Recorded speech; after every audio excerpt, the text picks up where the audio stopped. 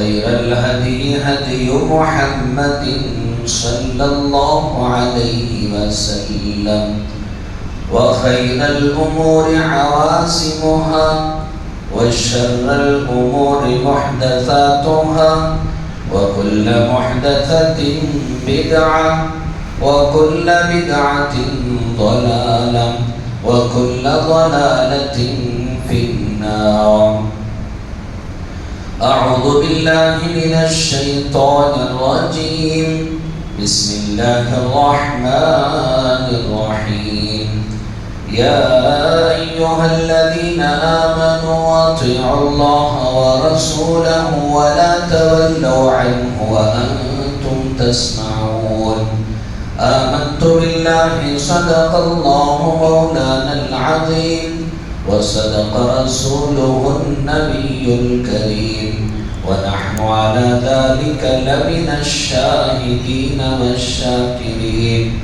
وقال النبي صلى الله عليه وسلم لعبد الله بن عباس: يا غلام إني أعلمك كلمات احفظ الله يحفظك احفظ الله تجده أمامك وإذا سألت فاسأل الله وإذا استعنت فاستعن بالله أو كما قال عليه الصلاة والسلام. معزز حاضرین، محترم سامعین اور برادران اسلام، اللہ جل جلالہ و من والہ نے یہ بے شمار مخلوقات پیدا کیے ہیں انسانوں کے واسطے. ایک شاعر کہتے ہیں کہ کھیتیاں سرسبز ہیں تیری غذا کے واسطے، کھیتیاں سرسبز ہیں تیری غذا کے واسطے، چاند اور سورج ستارے ہیں ضیاء کے واسطے، یہ بر و بحر شمس و قمر ماں شما کے واسطے، یہ جہاں تیرے لیے اور تو خدا کے واسطے.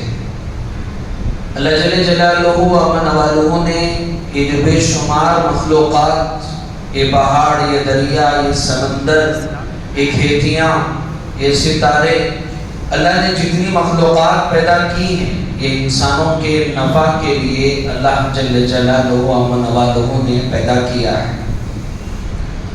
لیکن اللہ نے انسان کو جو پیدا کیا ہے وہ صرف اور صرف اللہ کی عبادت اور اللہ کے لیے انسانوں کو پیدا کیا ہے.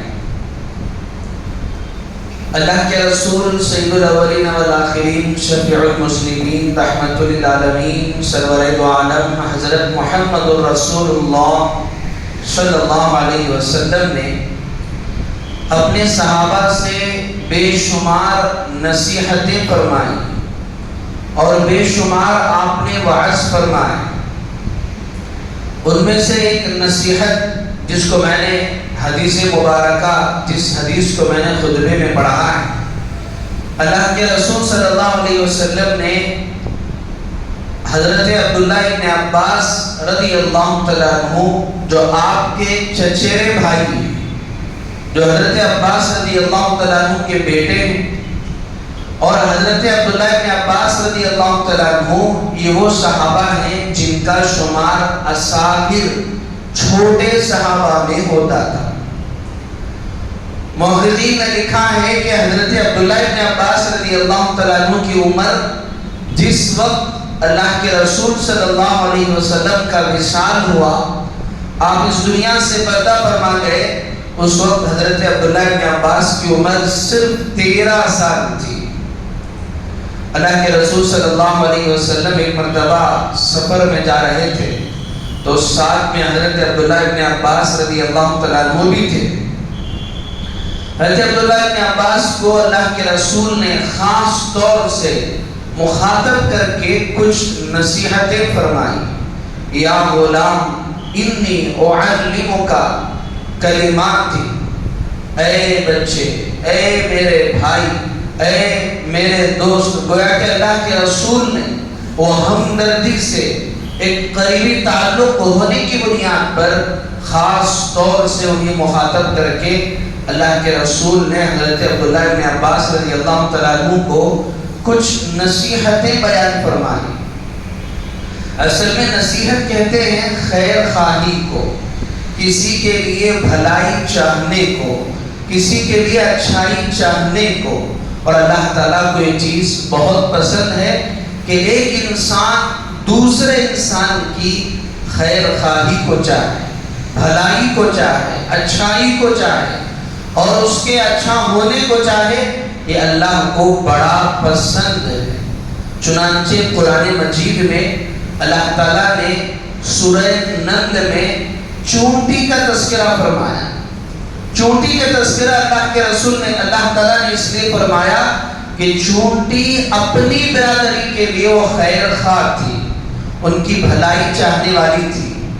چنانچہ اللہ نے سورہ نمل میں ارشاد فرمایا کہ حضرت سلیمان علیہ السلام کے زمانے میں جنہیں اللہ نے عواموں پر اور تقریباً ساری مخلوقات پر اللہ نے انہی حکومت عطا فرمائی تھی، اور انہی اللہ نے پرندوں کی بولی سمجھنے کی اللہ نے انہی قوت اور طاقت عطا کی تھی کہ جب ایک مرتبہ حضرت سلیمان علیہ السلام کا قافلہ جا رہا تھا، اس موقع پر اس چونٹی نے اپنی ساری برادری کی فکر کی کہ یا ایھا النمل ادخلوا مساکنکم لا یحطمنکم سلیمان وجنودہ وهم لا یشعرون، کہ اے چونٹیوں، دیکھو حضرت سلیمان علیہ السلام کا لشکر آ رہا ہے اور بہت بڑا لشکر ہے، اور ممکن ہے کہ تم انہیں نظر نہ آؤ اور وہ تمہیں روندتے ہوئے چلے جاؤ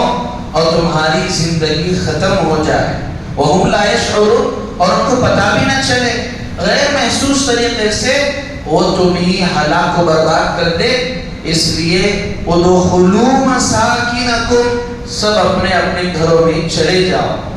اللہ تعالیٰ کو چونٹی کی ادا اتنی پسند آئی، اللہ تعالیٰ نے اس چونٹی کے اس بول چال اور گفتگو کا تذکرہ قرآن میں بیان فرمایا، اور بلکہ اس سے آگے بڑھ کر اس چونٹی کے نام سے ہی اللہ نے پوری سورت کو بیان فرمایا ہے۔ سورۃ النمل جو 19ویں پارے میں ہے، چونٹی کے نام سے اللہ نے پوری سورت کو قرآن مجید میں بیان فرمایا ہے۔ اس سے اندازہ ہوتا ہے کہ خیر خواہی یہ اللہ کو بڑی پسند ہے، انسان وہ خیر خواہ بن کر جیے۔ چنانچہ اسی خیر خواہی میں اللہ کے رسول صلی اللہ علیہ وسلم نے حضرت عبداللہ ابن عباس کو کچھ نصیحتیں فرمائی۔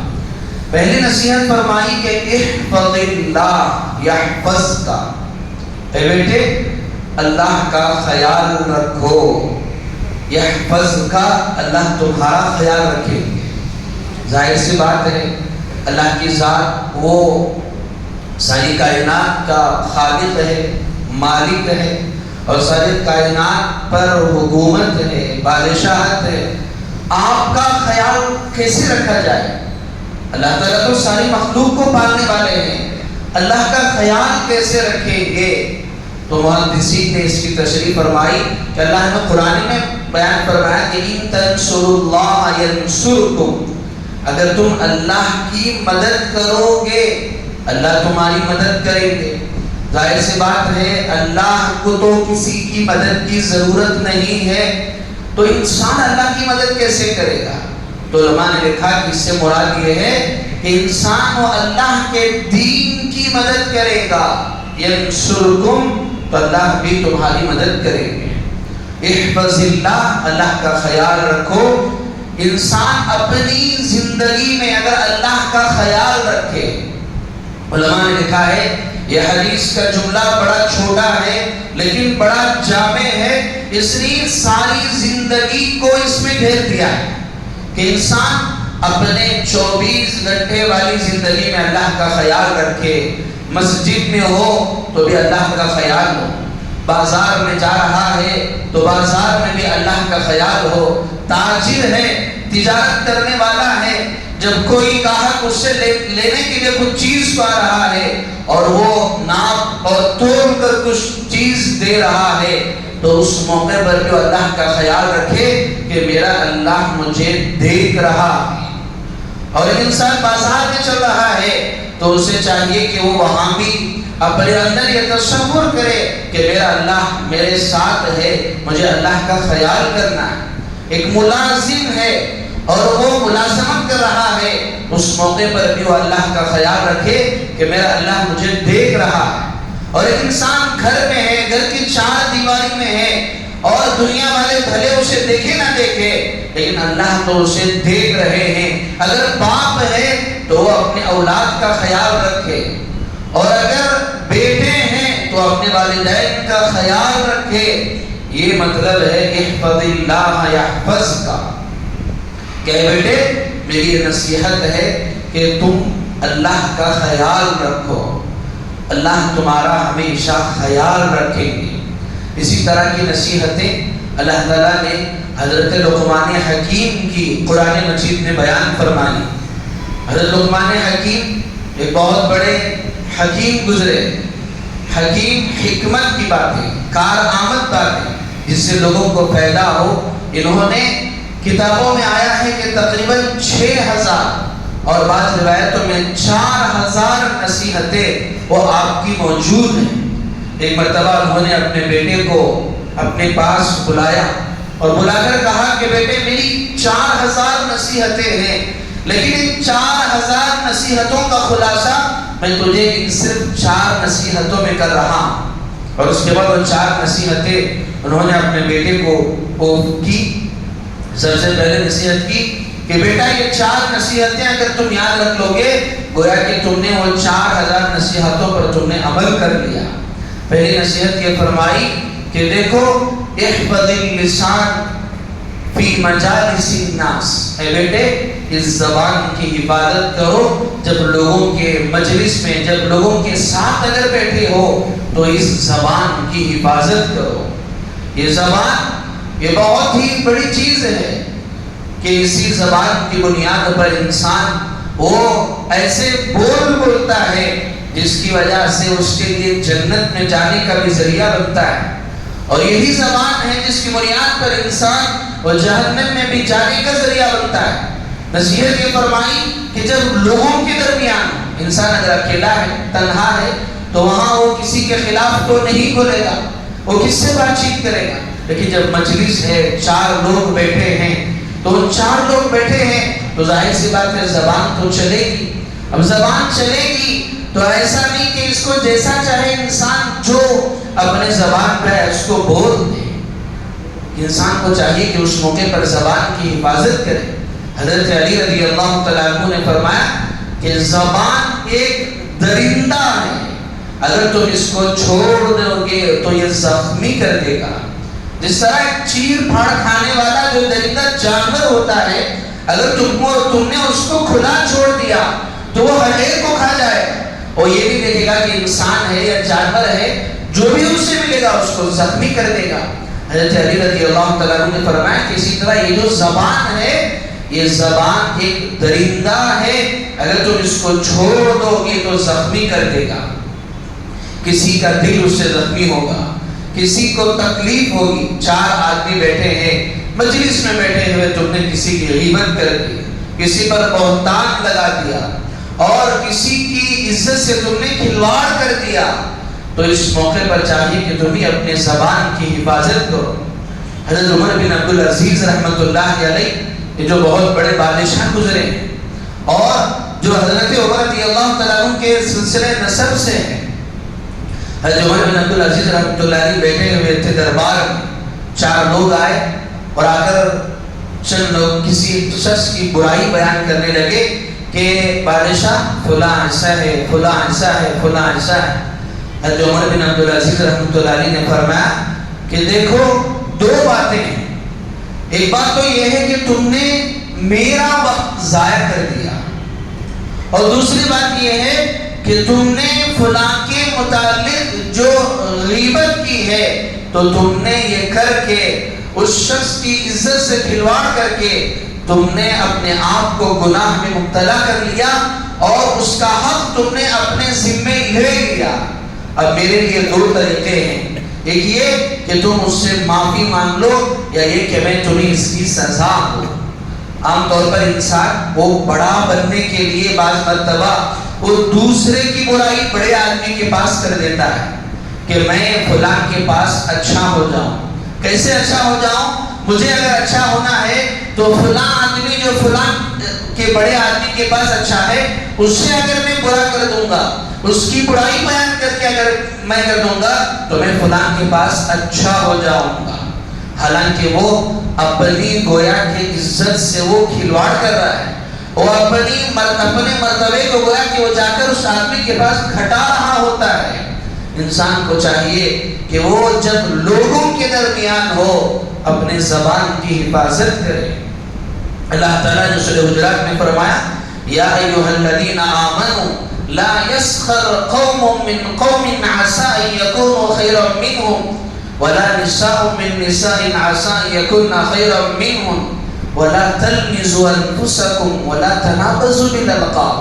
اللہ تعالیٰ فرما رہے ہیں کہ عام طور پر جب مجلس میں انسان بیٹھا ہوا ہوتا ہے تو وہ تاکہ لوگ ہنسیں اس لیے بعض مرتبہ کچھ آڑے نام سے بھی انسان کو بلاتا ہے، اور اس کے اس آڑے نام کے بلانے کی بنیاد پر اگر جس شخص کو بلا رہا ہے اگر اس سے تکلیف ہو رہی ہے تو یہ بھی گناہ کبیرہ ہے.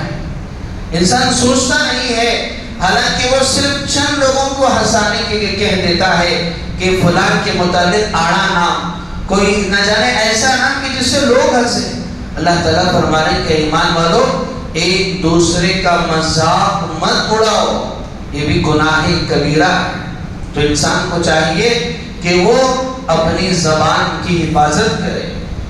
کوئی دیکھے نہ یا نہ دیکھے، ما یلفظ من قول الا لدیہ رقیب عتید. اللہ تعالیٰ فرما رہے ہیں کہ تمہارے دائیں اور بائیں ہم نے ایک بڑا ہی چست اور سخت اور مستعد نگران رکھے ہیں جو 24 گھنٹے تمہاری نگرانی کر رہے ہیں، تمہاری ہر چیز کو نوٹ کر رہے ہیں.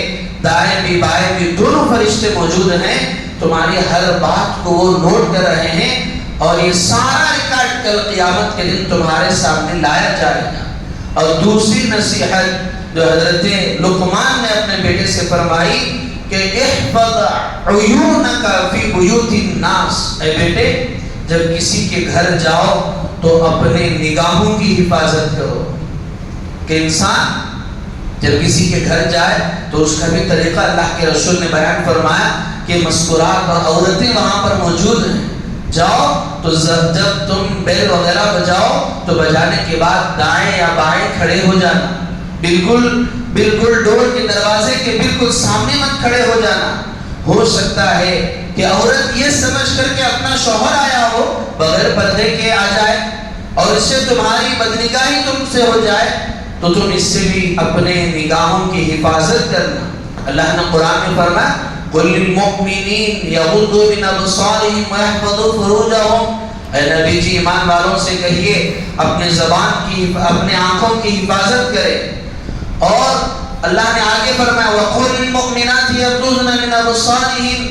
اے نبی جی مومن عورتوں سے کہیے کہ وہ اپنے نگاہوں کو نیچی رکھے اور اپنے نگاہوں کی حفاظت کرے، کیونکہ دل کے برا ہونے کا پہلا سبب وہ نگاہ ہے. انسان سب سے پہلے جس چیز کو دیکھتا ہے اور پھر اس کی برائی اور اس کے متعلق سوچتا ہے. اگر تم دیکھو ہی کہ نہیں تو پھر وہ برائی تمہارے اندر پیدا ہی نہیں ہو. اللہ کے رسول نے فرمایا النظر سہم مسموم من سہام ابلیس. یہ شیطان یہ تمہارا کھلا ہوا دشمن ہے، یہ تمہیں ہمیشہ نقصان پہنچانا چاہتا ہے، اور اس نے تمہیں نقصان پہنچانے کے لیے بہت سارے زہریلے تیر اپنے ترکش میں اس نے رکھے ہوئے کہ میں کیسے اسے نقصان پہنچاؤں. اللہ کے رسول نے فرمایا کہ ان سارے تیروں میں سے ایک تیر جو زہر آلود تیر، کہ جس اگر زہر آلود تیر سے انسان کو اگر مارا جائے تو فوراً مر جائے گا، ایسے ہی وہ تمہیں برباد کرنے کے لیے اس نے تیر رکھی ہے. اور تیر یہ ہے النظرہ، وہ بد نظری ہے اور نگاہ ہے. کہ یہ زہر آلود تیر ہے، اس کی وجہ سے وہ تمہارا دین و سارا کا سارا برباد ہو جاتا ہے۔ یہ تو حضرت لقمان نے اس موقع پر اس زمانے میں صرف گھر کے متعلق فرمایا، لیکن آج کے متعلق اگر دیکھا جائے، انسان گھر ہو یا گھر کے باہر ہو، ہمیشہ وہ اپنے نگاہوں کی حفاظت کرے۔ اللہ کے رسول صلی اللہ علیہ وسلم نے ارشاد فرمایا کہ جو بندہ اپنے نگاہوں کی حفاظت کر لے، اللہ اس کا اثر اس کی عبادتوں میں رکھے گی۔ انسان کو نماز پڑھنے کے لیے مزہ آئے گا، انسان کو قرآن پڑھنے کے لیے مزہ آئے گا، لیکن آج انسان وہ نماز بھی اس لیے جلدی پڑھ رہا ہے تاکہ گناہ کرے، کہ انسان فوراً آئے تو فوراً نماز پڑھ لی اور پھر چلے گئے۔ اور جب انسان اپنے نگاہوں کی حفاظت اگر کرے گا، اللہ عبادت کی حلاوت، لذت اور مزہ اسے اللہ عبادتوں میں نصیب کریں گے۔ اس لیے انسان کو چاہیے کہ وہ اپنے نگاہوں کی حفاظت کرے۔ ایک بزرگ کسی کے ہاں مہمان بنے، اچانک سے نظر پڑ گئی تو پھر فوراً انہوں نے دعا کی، اے اللہ میں نے آج تیرے خاطر اپنے نگاہ کو نیچا کر لیا، کل قیامت کے دن مجھے بھی لوگوں کے سامنے نیچا رسوا ہونے سے میری حفاظت فرما۔ اور جب رات میں سوئے تو پھر خواب میں کسی کہنے والے نے کہا اللہ نے تمہاری لاج رکھ لی۔ تو انسان کو چاہیے کہ وہ اپنے آنکھوں کی حفاظت کرے۔ اور تیسری نصیحت جو حضرت لقمان نے اپنے بیٹے سے فرمائی، احفظ معدتک علی الطعام، کہ بیٹے جب تم دسترخوان پر جاؤ، جب کھانے کے لیے جاؤ تو اپنے معدے کی حفاظت کرو۔ ایسا نہیں کہ دسترخوان پہ بیٹھے ہو، کئی طرح کی وہاں پر کئی قسم کی چیزیں رکھی ہوئی ہیں اور تم نے سوچ لیا کہ مجھے ہر چیز کو کھانا ہے، تمہارا پیٹ وہ بھر گیا ہے، پھر بھی تم اس کو زبردستی کھلا رہے ہو کہ اب بریانی کھا لی، اب فلاں کھا لی، ابھی فلاں اور چیز باقی ہے، اور چیز باقی ہے۔ ایسا نہ ہو کہ تم نے اپنے پیٹ کو بھرنے کے بعد بھی اگر تم نے کھا لیا تو پھر بدہضمی کا شکار ہو گئے۔ اللہ کے رسول نے فرمایا کہ تمام بیماریوں کی جڑ وہ معدہ ہے۔ انسان کا اگر معدہ درست ہے تو پھر انسان کا سارا جسم وہ صحیح رہے گا۔ ایک ڈاکٹر اللہ کے رسول صلی اللہ علیہ وسلم کے زمانے میں مدینہ منورہ گئے، ایک طبیب، ایک ڈاکٹر وہ اللہ کے رسول کے زمانے میں مدینہ منورہ گئے اور جا کر وہاں 3 دن رہے، کوئی بھی آدمی علاج کے لیے نہیں آیا۔ تو پھر انہوں نے حضرات صحابہ میں سے کسی سے پوچھا کہ کیا بات ہے، یہاں میرے آ کر 3 دن ہو گئے لیکن کوئی آدمی بیمار ہی نہیں پڑ رہا ہے، کوئی علاج کے لیے آ ہی نہیں رہا ہے۔ تو پھر انہوں نے اللہ کے رسول صلی اللہ علیہ وسلم کی نصیحتیں انہیں بیان فرمائی۔ دیکھو اللہ کے رسول صلی اللہ علیہ وسلم نے ہمیں 3 نصیحتیں فرمائی ہے، اس نصیحت پر ہم عمل کرتے ہیں، اس لیے یہاں کوئی بیمار نہیں ہوتا۔ اور ان نصیحتوں میں سے ایک نصیحت جو اللہ کے رسول نے فرمائی کہ جب کھانا کھانے کے لیے جاؤ تو 3 حصے کرو، ایک جو معدہ ہے اس کو 3 حصے کرو، کہ جب تم کھانا کھانے کے لیے جاؤ تو جب تمہیں بہت زیادہ بھوک لگے تبھی کھانا کھانا۔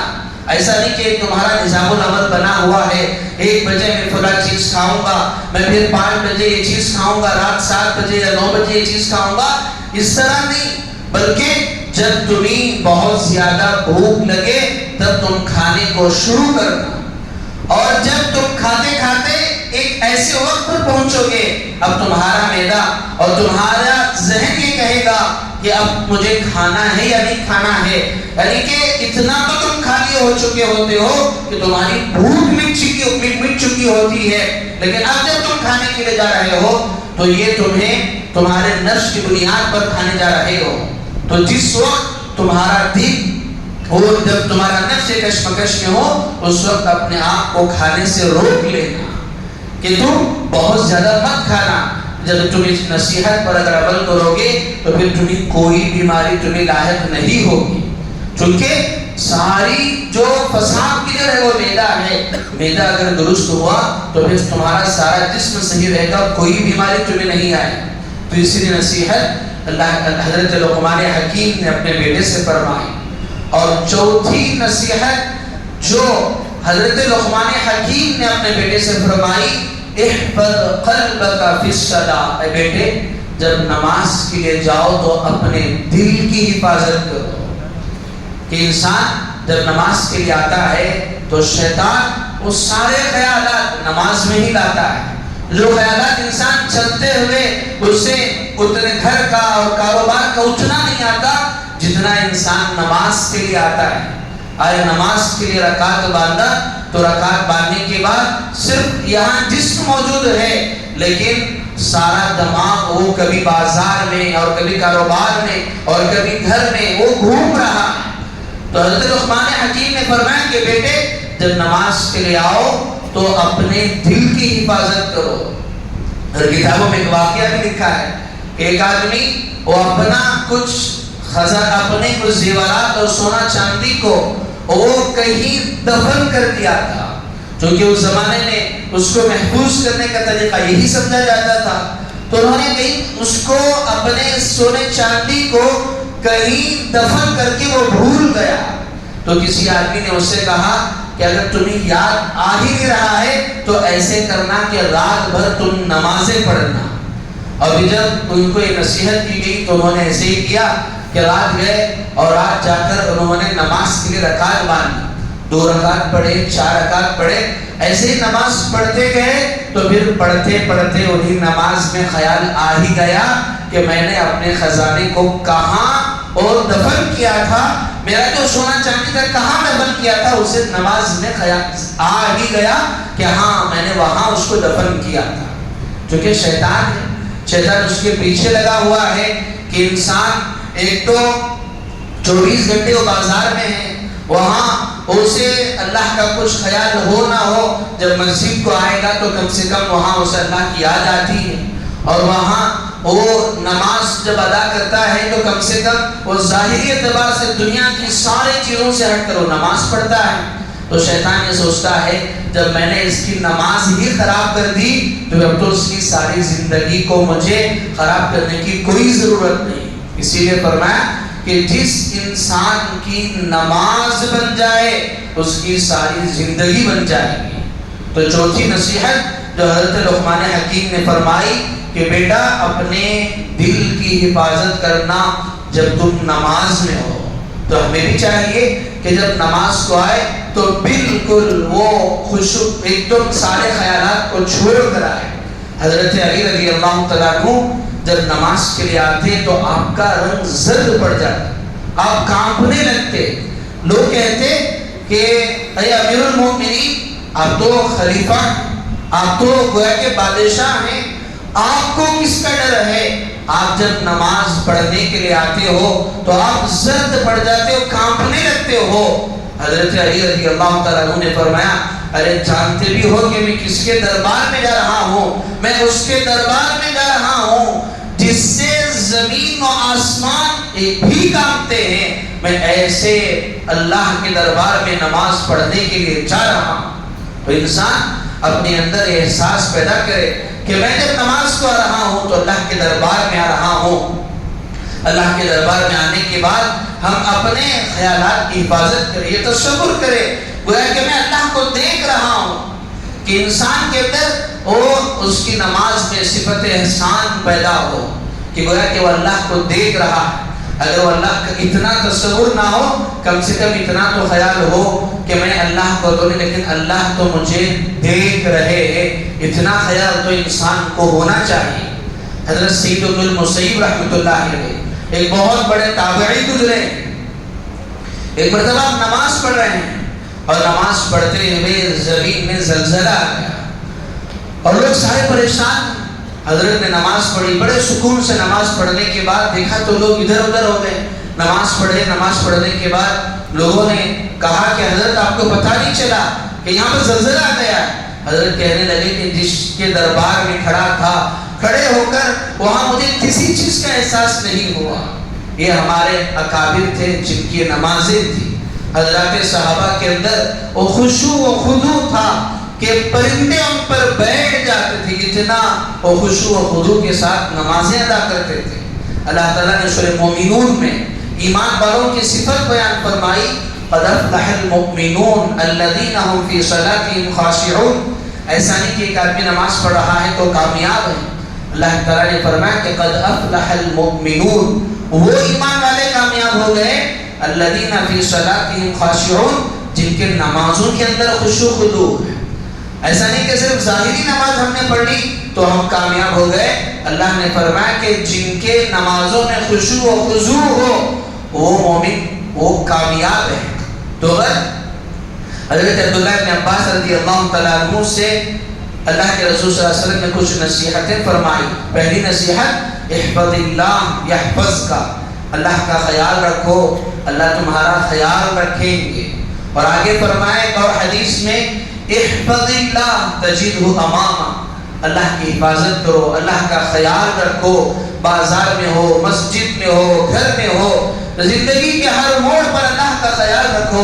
وَهُوَ مَعَكُمْ أَيْنَمَا كُنْتُمْ، تم جہاں کہیں بھی رہو اللہ تمہارے ساتھ ہے.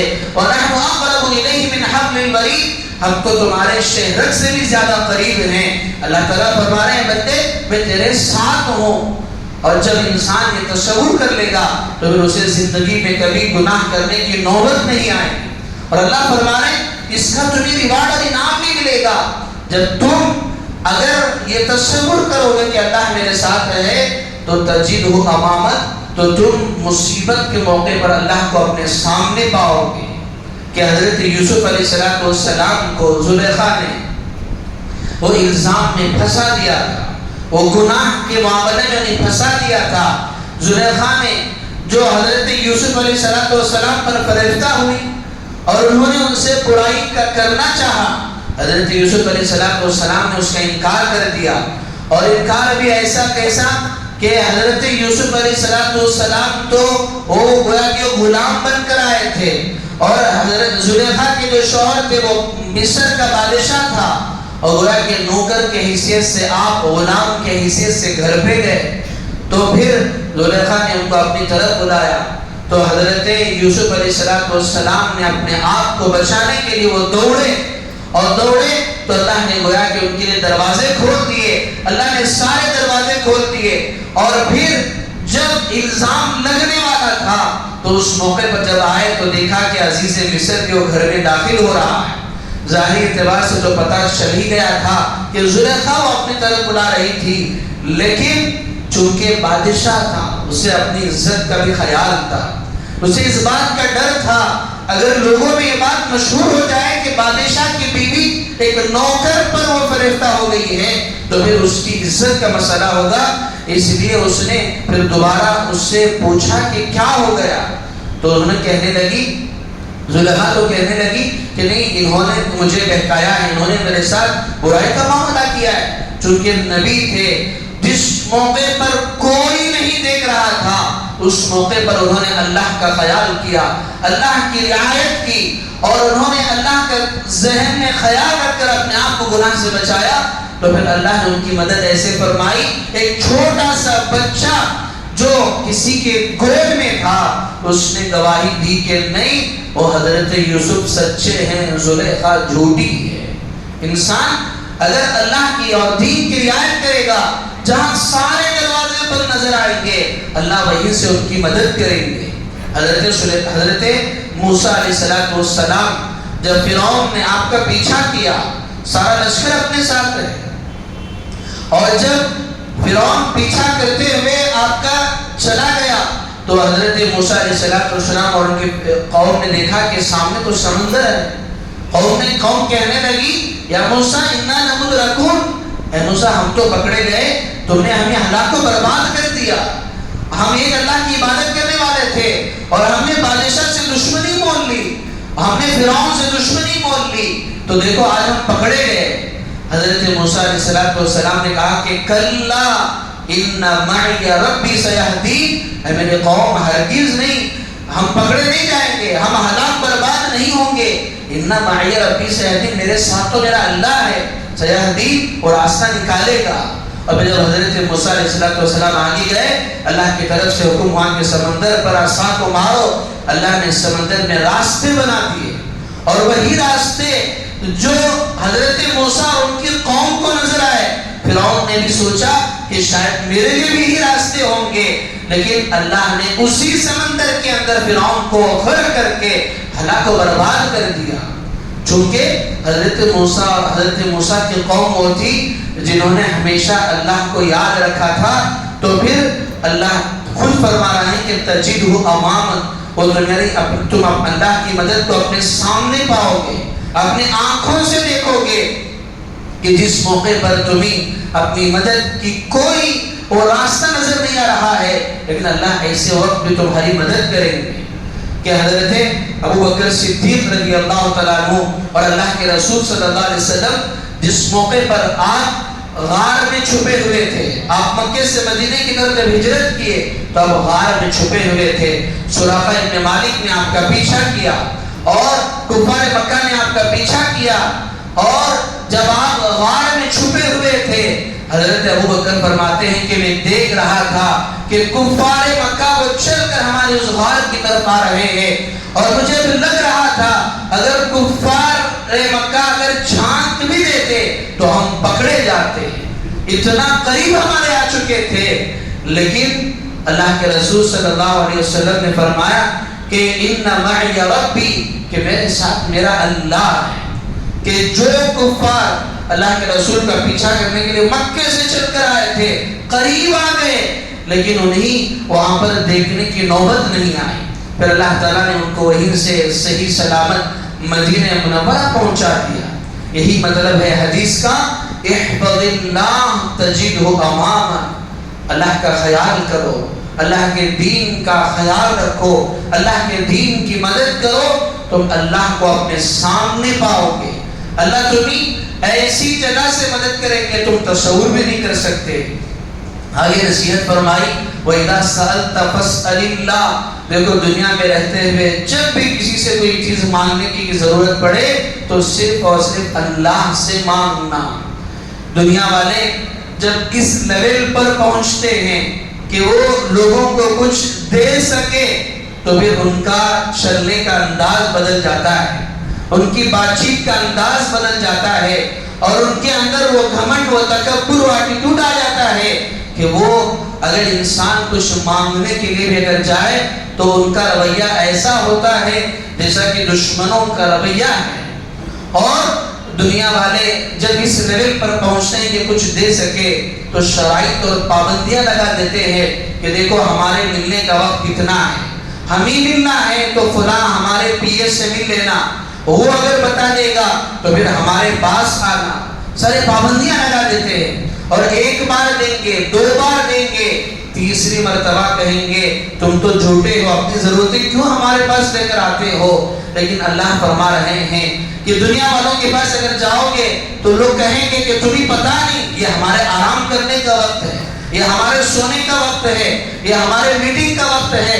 اللہ تعالیٰ فرما رہے مجھ سے مانگو، ادعونی استجب لکم، مجھ سے مانگو، لا تأخذہ سنۃ ولا نوم. اللہ تعالیٰ کو نہ اونگ آتی ہے نہ نیند آتی ہے، اور نہ اللہ تعالیٰ کو تھکان. افعلینا بالخلق، اللہ پوچھ رہے کہ آپ سمجھتے ہو کہ ہم تھک چکے ہیں، اللہ تعالیٰ کو کبھی تھکان نہیں آتی. اللہ کے بارگاہ میں آؤ اور سوال کرو، اور جب سوال کرو گے اللہ خوش ہوں گے.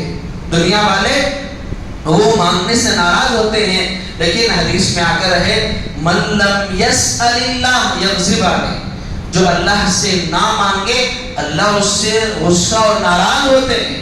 اس لیے اپنی ضرورتوں کو اگر پورا کرنا ہے تو صرف اور صرف اللہ سے کرو.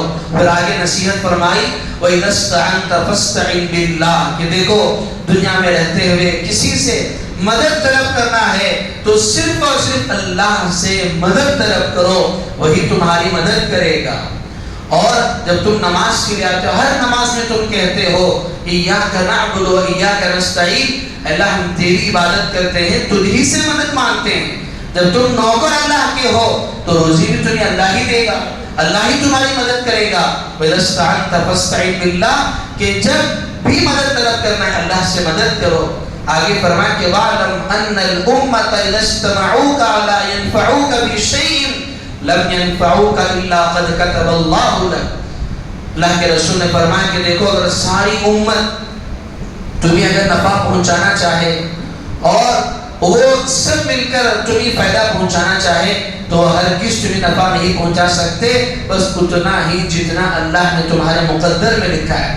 ایسے ہی آگے فرمایا کہ وَعْلَمْ أَنَّ الْأُمَّةَ لَوِ اسْتَمَعُوكَ أَن يَضُرُّوكَ بِشَيْءٍ، اگر ساری دنیا والے مل کر تمہیں اگر نقصان پہنچانا چاہے وہ اتنا ہی پہنچا سکتے ہیں جتنا اللہ نے تمہاری تقدیر میں لکھا ہے۔ ابھی ہم نے دیکھا کہ غزہ کے اندر جو ظلم ہو رہا تھا، تقریباً 780 دن، تقریباً 700 دن، 2 سال سے جن پر ظلم وہ کیا جا رہا تھا، اور وہ ظالم بھی کہہ رہا تھا کہ ہم بالکل مٹا دیں گے، تمہیں ختم کر دیں گے، یہاں ہم اپنے شہریوں کو بسائیں گے اور ہم یہاں آباد ہوں گے۔ یقیناً کئی ہزار جانیں گئی، کئی ہزار بچوں کی شہادتیں نصیب ہوئی، لیکن بالآخر امن منصوبہ ہوا، اور جن لوگوں نے امن معاہدے پر دستخط کیے انہوں نے شرائط رکھے کہ دیکھو تمہاری فوج کو یہاں سے جانا پڑے گا، اور یہاں الگ سے ایک حکومت قائم ہوگی، اور یہاں پر جو امدادی وسائل ہیں ان ساروں کو بھیجنے کے لیے تمہیں اس کی اجازت دینی پڑے گی۔ تو اس حدیث میں اللہ کے رسول صلی اللہ علیہ وسلم نے فرمایا یہ تو چاہ رہے تھے کہ تمہیں دنیا سے مٹا دیں گے، مسلمان ہیں، حالات تو ضرور آئیں گے، یہ نہیں ممکن ہے کہ امن معاہدہ جن لوگوں نے کہ آگے چل کر توڑ دے اور بھی ظلم ہو، لیکن ایک ایمان والا ہے تو حالات تو ضرور آئیں گے۔ اللہ تعالیٰ خود فرما رہے احسب الناس ان يتركوا ان يقولوا آمنا وهم لا يفتنون، اے ایمان والو کیا تم سمجھتے ہو ایمان لائے ہو تو تمہیں آزمایا نہیں جائے گا؟